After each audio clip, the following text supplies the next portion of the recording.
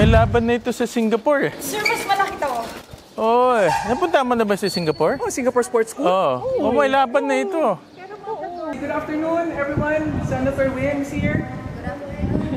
Yeah, these are our gymnasts. Ayan. Number 1 swimmer namin. Record holder natin yan ng palarong pambansa. 50-meter breaststroke and 100-meter. Walang tryouts. Okay. Records nila. Okay. Record talaga nila.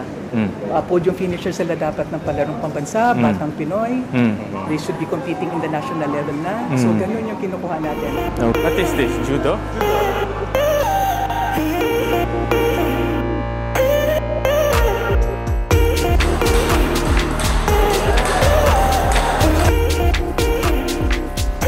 Nung aming pinag-uusapin itong National Academy of Sports, sabi namin, dapat na gumawa tayo ng isang eskwelahan na hahanapin ang pinakamagagaling na atleta sa ating bansa, dadalhin dito sa napakaganda nating pasilidad at bibigyan ng training.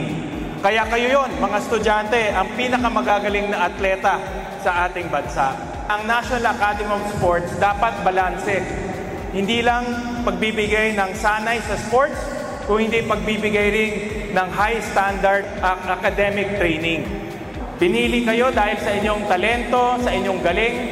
Gamitin natin itong oportunidad para hasain ang ating mga sarili at higit sa lahat, magdala ng karangalan para sa ating bansa. Dahil kami, ako mismo, naniniwala sa inyong talento.